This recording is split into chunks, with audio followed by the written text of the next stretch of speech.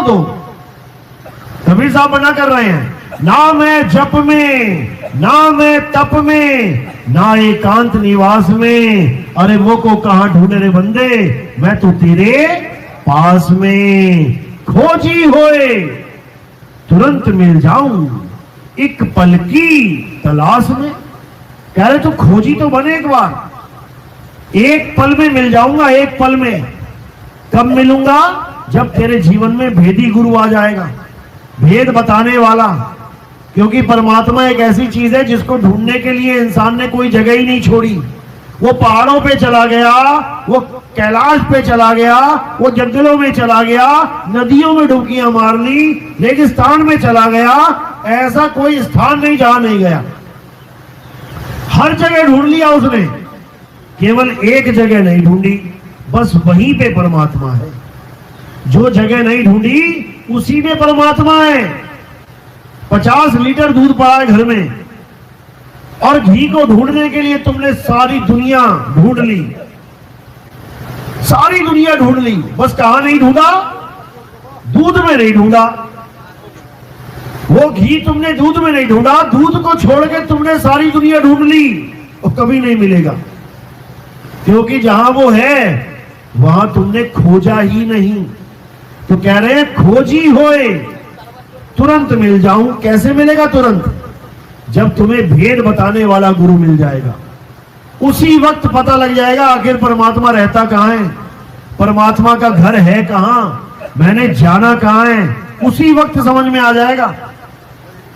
उसके बाद भेदी गुरु तुम्हें विधि बताएगा कैसे पहुंचना है वहां तक जिसका ज्ञान मिला है। तब तुम्हारी भक्ति स्टार्ट हो जाएगी, और धीरे धीरे धीरे धीरे अपने आप मालिक की कृपा होगी, और तुम उस मूल ज्ञान को, उस तत्व ज्ञान को, उस आत्म ज्ञान को प्राप्त कर लोगे। इसीलिए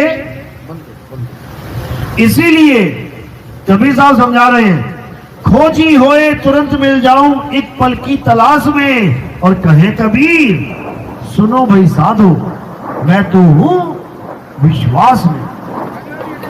यानी कि जब भेदी गुरु तुम्हें भेद बताएगा, एक पल में परमात्मा का भेद बताएगा, भेद को समझने के बाद उस पे विश्वास करना है, अविश्वास नहीं करना है। जब भेदी गुरु ने तुम्हें भेद समझा दिया कि बेटा इस पूरी दुनिया में परमात्मा नहीं मिलेगा, जहां मर्जी ढूंढ ले, बेटा इस पूरी काया में परमात्मा नहीं मिलेगा, जहां मर्जी ढूंढ ले। कोई मूल कमल में ढूंढ रहा है, कोई स्वाद कमल में ढूंढ रहा है, कोई नाभि में ढूंढ रहा है। उदाहरण क्या दे रहा है कि रावण की नाभि में अमृत था, तुम्हारी नाभि में भी अमृत है। अमृत यानी परमात्मा। बताओ, अरे रावण की नाभि में अमृत होता तो रावण मरता क्यों? अमृत तो चला ही गया नाभि में, अमृत तो पिएगा तभी तो जाएगा, तो मरता ही क्यों? मर गया। इसका मतलब नकली अमृत है वो, नकली। कई बाबा लोग कहते हैं कि गले में जीभ को घुमा के लगाओ तो क्या होगा, वहां अमृत टपक रहा है। अब बाबा से पूछो, बाबा तुम अमर हो गए क्या? तुम्हें 100 साल हो गए अमृत पीते हुए, क्या तुम अमर हो गए? अब तुम मरोगे तो नहीं। तो क्या कहेगा बाबा? अरे मरना तो सत्य है, मरना तो पड़ेगा, तो क्यों झूठ बोल रहा है कि अमृत पी रहा है? फिर काहे का अमृत है? हमने तो यही सुना था जिसको अमृत मिल जाता है वो कभी नहीं मरता। राहु का उदाहरण दे दिया, गर्दन कट गई, मरा नहीं। मर गया क्या? नहीं मरा। एक बूंद अमृत की गई तो मरा नहीं, और तू 100 साल से अमृत पी रहा है तब भी मर जाएगा। इसका मतलब नकली अमृत पिला रहे हैं ये लोग। ये कौन है पता है? 4 क्रिया वाले। पहली क्रिया कहते हैं गले में जीभ को घुमा के लगा लो, अमृत पियो। वहां का अमृत नहीं है, बलगम है ये बलगम है, उसी को अमृत बना के पिला रहे हैं। दिमाग से टपकती है ये बलगम। दूसरी क्रिया, कानों में उंगलियां डाल के अनहद नाद को सुनो। नकली माल है ये, नकली अनहद बाजा, जम का थाना, पांचों तत्व करे घमसाना। अनहद बाजा विधि विधि बाजे, सार शब्द न्यारी धुन गाजे। अनहद बाजा बजाने वाले, अनहद बाजा सुनाने वाले ये गुरु जितने भी कान में उंगलियां डाल के ध्यान देते हैं, ये कभी सारंगी बज जाएगी, कभी तबला बज जाएगा, कभी शंख बज जाएगा, कभी बीड़ा बज जाएगी। ये सब नकली ज्ञान है, नकली। साहिब ने इसको मना किया है। जाप मरे अजपा मरे, अनहद भी मर जाए, और सुरत समाए शब्द में वाको काल ना खाए। अनहद बाजा जम का थाना, एक होता है पुलिस वालों का थाना, वहां बैठा लेते हैं मार मार के। एक होता है जम का थाना, वहां जमराजा बैठा लेता है तुम्हें, आजा बेटा कहां जा रहा है। यानी कानों में उंगलियां डाल के अनहद नाद को सुनने वाले सारे जम के लोक में जाएंगे। ये लोग समझा रहे हैं। अनहद बाजा जम का थाना, और पांचों तत्व करे घमसाना। ये जिसको परमात्मा बता दिया इन लोगों ने, तो इसको अब त्याग देना है। ये दूसरी क्रिया है। तीसरी क्रिया क्या है? तीसरी क्रिया त्रिकुटी में ध्यान लगा के बैठना। जितने भी बाबा लोग त्रिकुटी में ध्यान लगवा के बैठा देते हैं, ये सब काल के ही दूत हैं। त्रिकुटी में कौन बैठा है? यहां पर तुम्हारा मन बैठा है। कर नैनो दीदार महल में प्यारा है। देखो क्या लिखा उसमें, कहते हैं निज मन करत जहां ठकुराई, सो नैनन पिछवाड़ा है। आंखों के पीछे तीसरे तिल में यहां पर एक ज्योत जग रही है। आप देखोगे हिंदू धर्म में एक टीका लगाया जाता है लाल रंग का। क्यों लगाया जाता है? आप देखोगे हिंदू धर्म में औरतें बिंदी लगाती हैं यहां पे। क्यों लगाती हैं? यहां क्यों नहीं लगाती? यहां क्यों नहीं लगा लेती? यहां क्यों नहीं लगा लेती? यही क्यों लग रही है? ये ध्यान विधि है हिंदू धर्म में। यानी का टीका लगाएंगे एकदम ठंडा ठंडा हो जाएगा मामला। तो क्या होगा? ध्यान ना चाहते भी यहां रहेगा। ये ध्यान स्थिर करने की विधि है। और औरतों को टीका नहीं दिया, औरतों को बिंदी दे दी, यहां चिपका देते हैं। तो जो भी काम करती रहे ध्यान अपने आप यहां लगा रहता है। लेकिन औरतों को पता ही नहीं है कि ये बिंदी लगाई क्यों जाती है। वो सोच रही है मैं सुंदर दिखाई दूंगी इससे, साड़ी के साथ मैचिंग बिंदी लगा लेती हैं। उनको पता ही नहीं है कि बिंदी लगाने का मकसद क्या था, क्योंकि बताने वाले ही नहीं रहे। तो ये ध्यान विधि है। भोले शंकर भी ध्यान यही लगा के बैठे हैं। उनकी बिंदी थोड़ी खतरनाक है। कौन सी वाली है? तीसरी आंख खुल जाए तो सत्यानाश है सबका। तो ये भी संकेत है कि अगर यहां पर ध्यान लगा के ये प्रकट कर लिया तो ये किसकी निशानी है? विनाश की निशानी है। तीसरी आंख खुल जाए तो क्या होता है? विनाश होता है। संत यही समझा रहे हैं, तीसरी आंख मत खोल लेना, विनाश हो जाएगा। तो क्या करना है? इसको रिजेक्ट मार देना है, छोड़ दो, इसको छोड़ दो। जो ध्यान यहां लगवाते हैं उन गुरुओं को छोड़ दो, आगे बढ़ो। तो चौथी क्रिया क्या है? ये आती जाती सांस, इसका ध्यान करवाते हैं। सांस अंदर गई, सो, सांस बाहर छोड़ी, हंग, सो, हंग, सो, हंग, इसी का जाप करते हैं। कौन है ये सोहंग? क्या है ये सोहंग? सोहंग नाम है जीव का। यानी परमात्मा के नाम पे किसकी भक्ति करवा डाली? जीव की। इसी को जीववादी कहते हैं। इसी का खंडन करने के लिए कबीर साहब आते हैं। अरे जीव शिव सब प्रगटे, वह ठाकुर वह दास, कबीर और जाने नहीं एक राम। यानी यही जीव आगे जाके ब्रह्म हो जाता है। शुरुआत में तुम सोहंग सोहंग कर रहे हो, आगे जाके त्रिकुटी में ध्यान लग जाएगा, प्रकाश ही प्रकाश हो जाएगा, रोशनी ही रोशनी हो जाएगी, ज्योत प्रकट हो जाएगी। तब तुम क्या हो जाते हो? अहम ब्रह्मस्मि, मैं ही ब्रह्म हूं, ऐसा आभास हो जाता है तुम्हें। समझो बर्बाद हो गए, समझो बर्बाद हो गए। क्यों? कारण क्या है? मुक्त अवस्था नहीं है, ब्रह्म अवस्था। कर्ता यानी इस शरीर का, इस काया का, इस ब्रह्मांड का कर्ता है वो। ब्रह्म के द्वारा ही ब्रह्मांड पैदा होता है। यानी तुम्हारी सृष्टि खत्म होने वाली नहीं है ब्रह्म ज्ञान से, बल्कि ब्रह्म ज्ञान तो सृष्टि को पैदा करता है 3 गुणों के द्वारा। कोई भी ग्रंथ पढ़ लो, उसमें देखो ये दुनिया ब्रह्म के द्वारा बनाई गई है। ब्रह्म ही सब कुछ है। स्वामी ब्रह्मलीन, ब्रह्म ज्ञान। और कबीर साहब क्या कह रहे हैं? कह रहे हैं कि ब्रह्म बड़ा की जहां से आया, अरे वेद बड़ा की जिन निर्माया, ई मन बड़ा की जेही मन माना, और राम बड़ा की राम ही जाना। अरे भ्रम भ्रम कबीरा फिरे उदास, और तीर्थ बड़ा या तीर्थ का दास। कबीर साहब ने तो कोई कमी छोड़ी नहीं। अभी पीछे सत्संग हरियाणा में एक भगत बहस करने लग गया, कहता जी दो ही चीजें होती हैं, जीव और ब्रह्म। जीव हम भटक रहे हैं और ब्रह्म कण कण में विराजमान है। आप कह रहे हो कि परमात्मा कण कण में नहीं है। मैंने कहा भाई मैं कह रहा हूं परमात्मा कण कण में नहीं है, मैं ये नहीं कह रहा कि ब्रह्म कण कण में नहीं है। ब्रह्म कण कण में विराजमान है, लेकिन परमात्मा विराजमान नहीं है कण कण में। उसके समझ में ही नहीं आई बात। वो कह रहा है ऐसे कैसे हो सकता है, ब्रह्म ही तो परमात्मा है। कह रहा ब्रह्म ही परमात्मा है। मैंने कहा भाई एक बात सुनिए, किसने बताया तुझे ब्रह्म परमात्मा है? कहता सब संतों ने बताया है, प्रमाण देने लग गया, हमारे गुरुजी ने भी बताया है। मैंने कहा ब्रह्म और जीव के अलावा और तो कुछ नहीं है ना? कह रहा नहीं है कुछ भी। मैंने कहा एक नाम और सुना होगा तूने, पर ब्रह्म। एक और सुना होगा, पार ब्रह्म। अब ये क्या है बताओ मुझे, क्या बताया गुरुजी ने इसके बारे में? कहता नाम तो मैंने सुना है लेकिन गुरुजी ने कभी बताया नहीं। मैंने कहा फिर तेरा गुरु अधूरा है, अधूरा गुरु है तेरा, जो बचपन से गाते आ रहे हैं, पार ब्रह्म परमेश्वर तुम सबके स्वामी। किसने नहीं सुना? हाथ खड़ा करो, सबने सुनाया। तो जब बोल रहे हैं पार ब्रह्म, तो फिर ब्रह्म से पार ही तो है वो।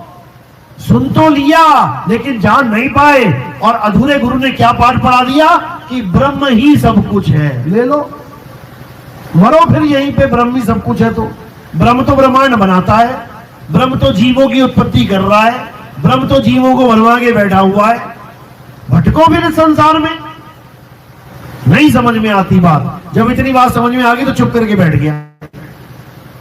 तब समझ में आ गया कि ज्ञान हमारा अधूरा है और हम बहस कर रहे हैं इससे। समझो, 1 से लेके 100 तक गिनती है, 99 तक सब तुम्हारे साथ साथ चलेंगे, लेकिन जैसी तुम कहोगे 100, वो कहेगा हम नहीं मानते, गुरुजी ने बताया ही नहीं।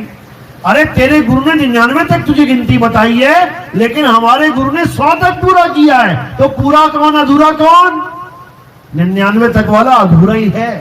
99 तक तो तुम्हारा ज्ञान एकदम मैच होगा, तुम्हारे सुर में सुर मिला के चलेगा, लेकिन जैसे ही वो 99 पे खत्म होगा और तुम कहोगे 100, वो कहेगा हम नहीं मानते। क्यों? क्योंकि उसका गुरु 100 वाला है ही नहीं, उसका भी क्या कसूर बेचारे का। तो इसीलिए मैं बार बार कहता हूं कि सबका हुक्का लीजिए, साचा शब्द निहार, और पक्षपात मत कीजिए, कहे कबीर विचार। मैंने कभी अपने सत्संगों में ये कहा ही नहीं कि तुम मुझे मानो, कि मेरे ही ज्ञान को मानो। मैं कहता हूं सारी दुनिया के गुरुओं को मान लो, सारी दुनिया के गुरुओं से नाम ले लो। बताओ क्या नुकसान होगा तुम्हारा? बताओ, क्या सारी दुनिया के गुरुओं से नाम लेने के बाद तुम्हारा नुकसान हो जाएगा? नुकसान तुम्हारा कभी हो ही नहीं सकता। नुकसान तब होगा जब तुम उस गुरु के पास ना पहुंच पाए जिसके पास पूरा ज्ञान है। और वो क्यों नहीं पहुंच पाए? क्योंकि तुम्हारे गुरुजी ने कह दिया कि बेटा इसके अलावा कोई सत्संग मत सुनना। बर्बाद कर दिया ऐसे गुरुओं ने। हजारों गुरु ऐसे बैठे हुए हैं जो तुम्हें क्या कहेंगे, और कहीं जाने की जरूरत नहीं है, और किसी गुरु का सत्संग सुनने की जरूरत नहीं है, और किसी संगत में जाने की जरूरत नहीं है, हम ही पूरे हैं। बर्बाद कर दिया इन लोगों ने। कबीर साहब ने कभी नहीं कहा। कबीर साहब क्या कहते हैं? आओ संतो मेला कीजिए, खाली है तो भर भर लीजिए, और भरे हैं तो छक छक पीजिए। जो गुरु ये कहता है कि दूसरे की संगत में नहीं जाना है, असल में वो गुरु सबसे बड़ा अधूरा गुरु है, जिसको पता है कि मेरे ज्ञान से भी आगे का ज्ञान चल रहा है संसार में, और अगर मेरे चेले ने उस ज्ञान को सुन लिया, समझ लिया, तो ये वापस मेरे पास नहीं आएगा। समझ लो, जैसे 10वीं के बच्चे 10वीं करने के बाद जब 11वीं में एडमिशन ले लेते हैं, तो कोई जाता है 10वीं वाले के पास? कभी गए वापस? कभी नहीं जाओगे, क्योंकि आगे का ज्ञान मिल गया। तो ऐसे गुरुओं को डर होता है कि मेरा चेला कहीं मुझे छोड़ के ना चला जाए। कारण क्या है? कारण है धन संपत्ति, कारण है बड़े बड़े आश्रम, कारण है बड़ी बड़ी जमीनें। जो गुरु बड़ी बड़ी जमीनें, बड़ी बड़ी संपत्ति इकट्ठा करके बैठा है, समझ जाना उसकी हालत तुमसे भी बुरी है।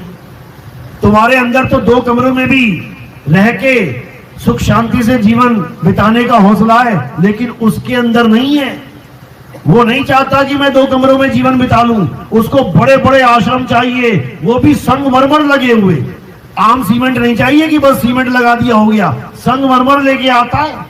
जबकि संगमरमर चीख चीख के कह रहा है कि संगमरमर, यानी परमात्मा को छोड़ के अगर मेरा संग कर लिया तो क्या होगा? मर मर, एक बार नहीं कई बार मरेगा।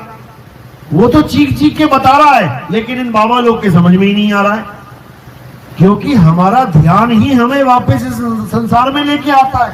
केवल चेले का नहीं, गुरु जी का भी। एक बार कबीर साहब एक भगत के पास गए, एक गुरु का चेला था, उसको समझाया सत्संग, बहुत समझाया कि भाई सत्य ये है, सत्य ये है, सत्य ये वो नहीं है जो तेरा गुरु बता रहा है। अब वो मानने को तैयार नहीं हुआ, कहता नहीं मेरे गुरुजी तो पूर्ण गुरु है। उसके गुरुजी को एक आदत थी पपीता खाने की, बहुत टेस्टी लगता था उसको। अब वो जब भी सत्संग हो खूब पपीता खाए, सत्संग खत्म हो खूब पपीता खाए। एक दिन कबीर साहब पहुंचे उसके पास, चेले के पास। गुरुजी पूरे हो गए थे, चले गए संसार छोड़ के। कबीर साहब ने सोचा अब शायद गुरु मोह खत्म हो गया और इसका, गुरुजी तो चले गए, अब क्या करें, शायद अब ज्ञान समझ ले। इस पंखे को इधर कर। तो जब उसके पास गए तो क्या हुआ, पूछा हाँ भाई ज्ञान समझ,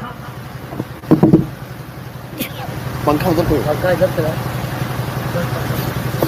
तो कहते हाँ भाई ज्ञान समझ में आ रहा है या अभी भी गुरुजी का मोह है? तो वो क्या बोला, देखो जी, कबीर साहब से बोला भले गुरुजी मेरे चले गए हैं, लेकिन मुझे गुरुजी पे पूरा विश्वास है, मुझे गुरुजी का पूरा मोह है, मैं छोड़ नहीं सकता उनको। वो जहां ले जाएंगे मैं वहीं जाने को तैयार हूं। तो कबीर साहब ने कहा कहां ले जाएंगे, अभी अभी बता देते हैं। तो कहते वो पपीता पड़ा है ना सामने, लेके आ। जब पपीता लेके आता है चेला, कहते काट इसे। और जब पपीता काटा जाता है तो क्या होता है, उसके अंदर एक कीड़ा रेंगना होता है पपीते के अंदर। कहते ये बैठे हैं गुरुजी तेरे, जाना है गुरुजी के पास, पहुंचाए, वहीं मोह भंग हो जाता है। यानी हमें गुरु के काया से मोह नहीं करना है, हमें गुरु की शक्ल से मोह नहीं करना है, हमें गुरु की देह से मोह नहीं करना है। हमें किसके पीछे लगना है? ज्ञान के पीछे लगना है। हमें केवल ज्ञान चाहिए, और ज्ञान कौन सा? पूर्ण ज्ञान, अधूरा ज्ञान नहीं। अधूरा ज्ञान तो तुम्हें फंसाने के लिए बनाया गया है, पूरा ज्ञान तुम्हें यहां से निकालेगा। तो पूरा ज्ञान कौन देगा? पूरा गुरु ही पूरा ज्ञान देगा। तो कैसे देगा? सोई गुरु पूरा कहावे, 2 अक्षर का भेद बतावे, एक छुड़ावे। यानी जो भी तुम्हें नाम जाप, तुम्हें तंत्र मंत्र विद्या जो भी दे रखा है, उसको छुड़वा देवे। एक छुड़ावे, एक लखावे। लखावे क्या? तुम्हें तुम्हारा स्वरूप लखावे, तुम्हें तुम्हारा आत्म ज्ञान लखावे, तुम्हें तुम्हारा तत्व ज्ञान लखावे, तुम्हें उस परम पिता परमात्मा का यथार्थ ज्ञान समझावे। क्योंकि परमात्मा का स्वरूप और तुम्हारा स्वरूप एक ही है, 2 नहीं है। इसी को साहिब ने समझाया कि सत्य स्वरूपी नाम साहिब का, सो निज नाम हमारा। यानी हम सबका नाम जो निज नाम है वो एक ही है, और किसी और का नाम जपने से हमारी मुक्ति नहीं होगी। ये गुरुआ लोग दूसरों का नाम जपवा रहे हैं हमें, जबकि हमें क्या चाहिए? हमें निज नाम चाहिए। वाणी क्या कह रही है? 3 गुणों की भक्ति में भूल पड़ा संसार, और कहे कबीर निज नाम बिन कैसे लागे पार। निज नाम यानी मुझे मेरा नाम बताओ, मैं कौन हूं। मुझे किसी और का नाम नहीं जपना। अगर किसी और के नाम जपने से मुक्ति हो सकती है तो गुरु धारण करने की जरूरत ही नहीं है। तुम्हें कितनों के नाम पता है? राम जी का नाम पता है, श्याम जी का नाम पता है, हनुमान जी का नाम पता है, अल्लाह नाम पता है, वाहिगुरु नाम पता है, गॉड नाम पता है, सारे नाम पता है। कौन सा नाम नहीं पता? तुम्हें तुम्हारा नाम नहीं पता। ये जो तुम्हारा नाम 52 अक्षरी है, ये किसी का दिया हुआ है, मांगे का नाम है ये दिया हुआ नाम है। लेकिन तुम्हारा निज नाम, जो तुम्हारा नाम शुरू से है अंत तक रहेगा, वो किसी को नहीं पता। इसीलिए बुल्ले शाह समझा रहे हैं कि बुल्ला की जाना मैं कौन, बुल्ला की जाना अल्लाह कौन नहीं, बुल्ला की जाना मैं कौन। यानी मुझे ऐसा भेदी गुरु मिल गया जिसने बुल्ले को समझा दिया कि बुल्ला तू है कौन। यही नानक साहब समझा रहे हैं। कहे नानक ये तेरी वडियाई, कोई नाम न जाने मेरा। यानी मैं जहां भी जाता हूं, किसी भी गुरु के पास जाता हूं, किसी न किसी का नाम जपवा देता है। क्यों? क्योंकि 52 अक्षर पड़े हुए हैं उसके पास। 52 अक्षर जोड़ तोड़ के नाम बना के दे देता है फिट करके। अगर 52 अक्षर ना हो तो नाम दे के दिखाए। ये 5 नाम 10 नाम छोड़ो, एक नाम दे के दिखा दे कोई, अगर 52 अक्षर ना हो तो। इसीलिए साहिब ने 52 का जोरदार खंडन किया है। कहते 52 अक्षर जोरे आन, सकिया न अक्षर एक पहचान। उस एक अक्षर यानी उस एक आदि नाम को कोई नहीं पहचान पा रहा, और 52 अक्षरों को पकड़ पकड़ के सारा जीवन बर्बाद करके चले जा रहे हैं। तो अब क्या करना है? अब 52 अक्षरों से किनारा करना है। कैसे करना है? उस आदि नाम को जान के, उस आत्म ज्ञान को जान के। एक 52 अक्षरी नाम है और एक आदि नाम है। 52 अक्षर जीभ के आधार से बोले जाते हैं। ये जो तुम्हारे मुंह में जीभ घूम रही है ना, अगर सारे गुरुओं की ये जीभ हटा दी जाए, सारे नाम खत्म हो जाएंगे दुनिया से। जितने भी 52 नाम चल रहे हैं, जितने भगवानों के, कौन दे रहा है? ये सारे गुरु लोग दे रहे हैं। केवल गुरुओं की जीभ अगर खत्म कर दी जाए तो समझो भगवान का नाम देने वाला ही नहीं बचेगा कोई। ये इस जीभ का कमाल है। तो कबीर साहब समझा रहे हैं 52 अक्षर ये जीभ आधारा, आदि अक्षर जीभ्या से न्यारा, वाही को सत सिमरण कहिए, सच्चा सिमरण, और ये जीभ वाला झूठा सिमरण। गुरु ग्रंथ साहब में वाणी आती है, कृत्रिम नाम कथे तेरे जीपा। यानी हे परमात्मा, तेरे जितने भी नकली नाम हैं वो सब इस जीभ से जपे जाते हैं। सत्य नाम तेरा परा पुरवला, लेकिन जो तेरा सतनाम है वो जीभ के द्वारा नहीं बोला जा सकता, ये जीभ के द्वारा नहीं जपा जा सकता। क्योंकि सतनाम कोई मंत्र नहीं है कि तुम नाम जप सतनाम सतनाम सतनाम, ये झूठ है। सतनाम कोई मंत्र नहीं है, सतनाम तुम्हारा स्वरूप है, सतनाम तुम्हारा आत्म स्वरूप है, सतनाम तुम्हारा शुद्ध चैतन्य स्वरूप है। उसी को समझाया कबीर साहब ने। अरे सत्य नाम कोई नाम नहीं, अरे ये है आपन रूप, और जो जाने इस भेद को पावे आप स्वरूप। कहते जो इस भेद को जान जाएगा कि सतनाम होता क्या है, वो अपने स्वरूप को प्राप्त हो जाएगा। सतनाम कोई मंत्र नहीं है, सतनाम कोई जाप नहीं है, सतनाम एक भेद है, एक रहस्य है जो भेदी गुरु समझाता है, जो भेदी तत्वज्ञानी गुरु समझाता है। इसीलिए बोला वस्तु कहीं ढूंढे कहीं, कैसे लागे हाथ, और गुप्त वस्तु तब मिले भेदी लीजिए साथ। भेदी लीना साथ में, दीनी वस्तु लखाए, और कोटि जन्म का पंथ था पल में पहुंचा जाए। एक पल में बताएगा गुरु, कह रहे खोजी होए तुरंत मिल जाऊं। एक पल में तुम्हें पता लग जाएगा परमात्मा कहां रहता है। तुम्हारे जन्मों जन्मों की दौड़ खत्म हो जाएगी। जन्मों जन्मों से जो भटक रहे हो परमात्मा को पाने के लिए, कोई मंदिर भटक रहा है, कोई मस्जिद, कोई गुरुद्वारा, कोई चर्च, कोई पहाड़ों पे, कोई नदियों में, कोई कहीं, ये सारी दौड़ शांत हो जाएगी और तुम्हें वास्तविक ज्ञान मिल जाएगा कि आखिर परमात्मा है तो है कहां। अब केवल उसे पाना शेष रह जाएगा। वो कैसे मिलेगा? जब भेदी गुरु तुम्हें उस भक्ति का ज्ञान देगा, जब वो बताएगा कि तुम कैसे पहुंच सकते हो। कौन सी चाल देगा वो? विहंगम चाल। विहंगम चाल के द्वारा परमात्मा को पाया जा सकता है। और कौन सी चालें हैं? चींटी की चाल, मकड़ी की चाल, मछली की चाल और आखिरी है विहंगम चाल। चींटी का चाल मतलब नामों को जपते हुए अपने चक्रों को पकड़ते पकड़ते पकड़ते ऊपर जाना नहीं चाहिए। कह रहे पाँव न टीके पिपील का पंडित ला दे बैल। चींटी का पैर नहीं टेक सकता, वहां पे छोड़ दो। दूसरी चाल कौन सी है? मछली की चाल, यानी श्वासों में अजपा जाप करना। जैसे मछली पानी के विपरीत जाती है, ऐसे ही श्वासों के विपरीत ये सुरता जाती है ऊपर की तरफ। इसको भी छोड़ दो, क्योंकि ये भी किसी ना किसी का आधार लेके चल रही है। चींटी दीवार का आधार ले रही है, मछली पानी का आधार ले रही है। तीसरी चाल कौन सी है?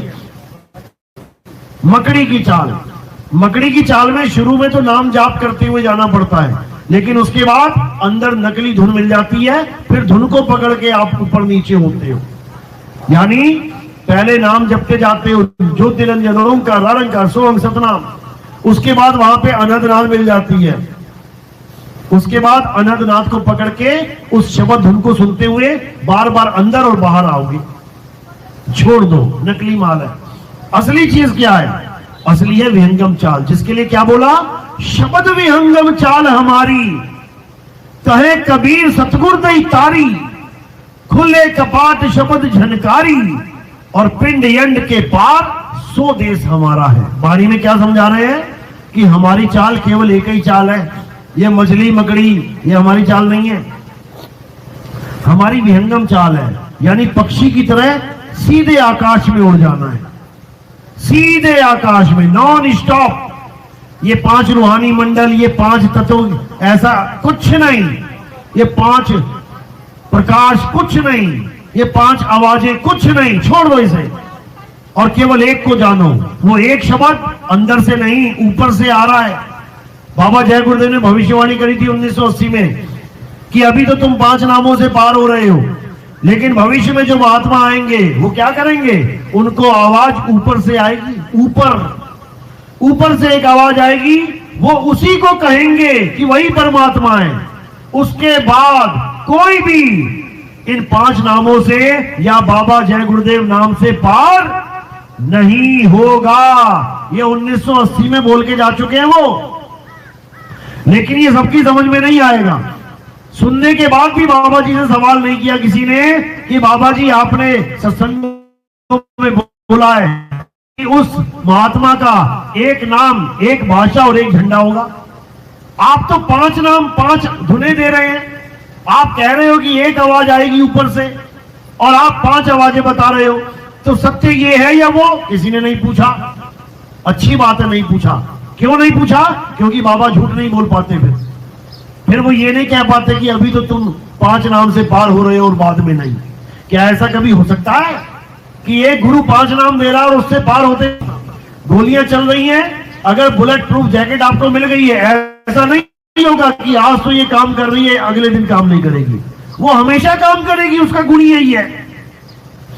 अगर 5 नाम तुम्हें पार कर सकते हैं तो क्या आज और क्या कल और क्या परसों वो 5 नाम तुम्हें पार करेंगे। लेकिन बाबा जय गुरुदेव ने खुद मोहर लगा दी कि ये 5 नाम तुम्हें पार नहीं करेंगे। इसका मतलब ये तब भी पार नहीं कर रहे थे। भूल जाओ इस बात को कि वो लोग निकल गए, पार हो गए जो बाबा जय गुरुदेव के साथ पहले थे, और अब नहीं होंगे। वो भी नहीं हुए। लेकिन बाबा जय गुरुदेव ने ये बात क्यों बोली कि अब तो पार हो रहे हो? क्यों बोली? ताकि लोग अविश्वास में ना आ जाएं, लोग ये ना सोचने लग जाएं कि बाबा जय गुरुदेव तो सीधे सीधे कह रहे हैं कि आज भी 5 नाम से पार नहीं होगे, और जब वो महात्मा आ जाएगा तब भी 5 नाम से पार नहीं होंगे। फिर अविश्वास हो जाता, लोग छोड़ छोड़ के भागने लग जाते, तो बाबा जय गुरुदेव का काम अधूरा रह जाता। उनको इस संसार में क्यों भेजा गया था पता है? क्यों भेजा गया? जब ट्रेन रेलवे स्टेशन सैंक्शन हो जाता है, जैसे एक बुलेट ट्रेन का आजकल प्रोजेक्ट चला हुआ है, जैसे ही प्रधानमंत्री ने कहा कि बुलेट ट्रेन चलेगी, इसका मतलब ये नहीं कल से ही चलने लग जाएगी। इसका मतलब क्या है कि अब 5-7 साल काम चलेगा। किस चीज का? किस चीज का? पटरी बिछाने का। देखो जाके शहरों में, अहमदाबाद से लेके मुंबई तक आपको खंबे ही खंबे दिखाई देंगे, और उसके ऊपर अभी तो चलो खैर काम चल रहा है धीरे धीरे, लेकिन बड़े बड़े खंबे। बंदा यही सोचता रहता हूं, ये कहां, ये कौन से खंबे बीच में गड़े हुए हैं शहर के बीचों बीच? ये काम चल रहा है। ये काम कब पूरा होगा? जब पटरियां बिछ जाएंगी, मामला ओके हो जाएगा, उसके बाद ट्रेन आएगी। इसी प्रकार बाबा जय गुरुदेव का काम क्या था? खंबे लगाने का। उनका काम था पटरी बिछाने का। और उन्होंने सत्संग में संकेत किया कई बार कि बच्चा अभी तो तुमने सत्संग सुना ही नहीं है, सत्संग सुनाने वाले तो बाद में आएंगे। बोला था कि नहीं बोला था? ये देखो टाटधारी बैठे हैं, वो पीछे कितने लोग बैठे हैं, सबने सुनी ये बात। बाबा जय गुरुदेव कहते थे कि अभी तो तुमने सत्संग सुना ही नहीं है। फिर भी लोग नहीं समझ पाए कि अगर सत्संग सुना ही नहीं है तो फिर ये क्या सुन रहे हैं हम? ये जो अभी बोला जा रहा है, ये पटरी बिछाई जा रही है। समझो, इतने साल गुरुवाई करने के बाद ये बोल गए अभी तो नाम किसी को मिला ही नहीं है। बोला कि नहीं बोला? हाथ खड़ा करो। देखो, ये बोल के गए हैं कि अभी तक तो नाम किसी को मैंने दिया ही नहीं है, और ये गुरुजी बन के बैठ गए उनके गद्दियों पे। अभी तक गुरु ने किसी को नाम नहीं दिया, और ये गुरुजी के जाने के बाद गद्दियों के पीछे लड़ लड़ के मर गए आपस में। अगर उनको गुरु बनाना होता तो कितनी देर लगती है साइन करने में, कागज लिखवाने में कि मेरे बाद ये गुरु बनेगा। अरे तुमने भी अपनी वसीयत लिख दी होगी अपने बच्चों के लिए, वो गुरु अपनी वसीयत लिख के नहीं गया। सोचो उसको कितना समय लग जाता ये बताने में, किसी मंच से या किसी कागज में लिखने से कितना समय लग जाता कि ये बाबा बैठेगा मेरे बाद। लिख के गए क्या? बोल के गए क्या? इसका मतलब क्या है? क्या है इसका मतलब? इसका मतलब है कि मेरे बाद कोई नहीं बैठेगा। कारण क्या है? कोई बाप चाहता है कि उसकी गद्दी खाली हो जाए, उसका वंश खत्म हो जाए? कोई बाप नहीं चाहता। 5-5, 7-7 लड़कियां हो जाए तब भी कहता है, सास ससुर कहते हैं एक ट्राई और कर ले, लड़का हो जाए शायद, तू तो वंश ही खत्म कर देगी हमारा। तो इतनी बड़ी संगत बनाने के बाद बाबा जय गुरुदेव ने एक भी गद्दी नशीन नहीं रखा। क्यों नहीं रखा? क्योंकि जो उनका गद्दी नशीन है ना, उसके बारे में वो बता के जा चुके हैं कि एक ऐसा महात्मा आएगा जिसका एक नाम, एक भाषा, एक झंडा होगा। बोला कि नहीं बोला? हाथ खड़ा करो जरा। तो बोल तो गए, और क्या बोलेंगे वो? इनके लिए थोड़ी नहीं बोल गए जो 5 नाम देंगे, या जो नाम ही बदल बदल के पता नहीं क्या क्या नाम बना दिया आजकल इन लोगों ने। 5 नाम छोड़ के, क्योंकि 5 नाम काल के जानो, तो उन्होंने 5 नाम हटा के क्या कर दिया? जय गुरुदेव, यही जपते रहो। मतलब गुरु से भी सियाने बन गए ये। गुरु 5 नाम दे रहा है और ये कह रहे हैं जय गुरुदेव नाम जपो, इससे मुक्ति हो जाएगी। ये सब भ्रमजाल है, सब भ्रमजाल है। इससे बाहर निकलना है और उस एक नाम को जानना है जिसके लिए बाबा नानक कहते हैं तेरा एक नाम तारे संसार। पूरे संसार को एक नाम तार सकता है। तो हो गई ना एक भाषा, एक भाषा हो गई ना। पंजाबी भी नहीं कहेगा कि पंजाबी में दिया, अंग्रेज भी नहीं कहेगा अंग्रेजी में दिया, जापानी भी नहीं कहेगा जापानी में दिया, चाइनीज भी नहीं कहेगा चाइनीज में दिया, क्योंकि भाषा का कोई काम ही नहीं है। वो एक भाषा कौन सी? सैन की, इशारे की। तुम कहीं भी चले जाओ पूरी दुनिया में, तुम्हें नहीं पता कि पानी का नाम क्या रखा है यहां पे, तुम बस एक इशारा कर देना भैया। सारी दुनिया में चलता है ये। कहीं पर भी चले जाना, बस एक इशारा कर देना और देखो कैसे पानी मिलेगा। पूरी दुनिया में चले जाना, ये एक इशारा कर देना। पता है ना, ये पूरी दुनिया में चलता है ये। इसी प्रकार गुरु क्या करता है? सैन बैन देता है। सैन यानी इशारा, बैन यानी ज्ञान। गुरु सैन बैन देता है, इशारों में ज्ञान देता है, ये नाम का ज्ञान नहीं देता जपने वाला। इसीलिए कबीर साहब ने समझाया, हम वासी वा देश के जहां जात वर्ण कुल नाही, अरे सैन मिलावा हो रहा शब्द मिलावा नहीं। यानी इन शब्दों के चक्कर में मत पड़ो, हिंदी पंजाबी उर्दू फारसी के नाम मत जपो, और उस आत्म तत्व को जानो जिसे एक तत्वदर्शी संत बताता है। गीता अध्याय 4 34वां श्लोक यही समझा रही है। हे अर्जुन, अगर तू आत्मा को जानना चाहता है, अगर तू सत्य को जानना चाहता है, तो क्या कर, तत्वदर्शी संत की शरण में जा, जो तुझे तत्व का ज्ञान करवा दे, जो तुझे आत्मा का ज्ञान करवा दे। तत्व का ज्ञान हो जाने के बाद तुम कभी अज्ञान को प्राप्त नहीं कर पाओगे। एक बार तुम्हें बिजली का झटका लग गया, उसके बाद तुम्हें कोई भरमा नहीं सकता करंट के नाम पे, तुम्हें यथार्थ बोध हो जाएगा और सारी उम्र के लिए हो जाएगा। उसके बाद तुम अज्ञान को प्राप्त नहीं कर पाओगे। इसी प्रकार एक सेकंड के लिए भी अगर तुम्हें आत्मा का ज्ञान हो गया, उसके बाद मौत नाम की चीज सदा के लिए खत्म हो जाती है। कोई तुम्हें भरमा नहीं सकता कि तुम मर जाओगे, कोई तुम्हें डरा नहीं सकता कि तुम मर जाओगे, क्योंकि तुम्हें उसका बोध हो गया जो अजर अमर अविनाशी है। और कौन अजर अमर अविनाशी है? तुम ही अजर अमर अविनाशी हो। अरे तू सिमरन किसका करे, तू ही है आपे आप। अपने आप को जान, तू परमात्मा का अंश बना बैठा है। जब परमात्मा को जानेगा तो जो तू सो हम को प्राप्त कर जाएगा। सो अवस्था है, नाम जाप नहीं है। बोलिए परमपिता परमात्मा की। किस किस को मेरी बात समझ में आई? 1% भी। बहुत अच्छी बात है। ऐसे ही जागना है, ऐसे ही सत्य को परखना है और सत्य का प्रचार करना है, ताकि ये सारा संसार एक झंडे के नीचे आ पाए। और वो एक झंडा कौन सा है? वो सतनाम का झंडा है। सतनाम का मतलब यथार्थ स्वरूप। हम सबका एक ही स्वरूप है। बल्ब छोटे बड़े हो सकते हैं, बल्ब रंग बिरंगे हो सकते हैं, बल्ब छोटी मोटी पावर बड़ी पावर के हो सकते हैं। कोई 0 वाट का, कोई 10 वाट का, कोई 50 वाट का, कोई 100 वाट का, कोई 1000 वाट का। लेकिन जो करंट में तार आ रहा है, जो करंट तार में चल रहा है, वो एक ही है, वो सबके लिए समान है।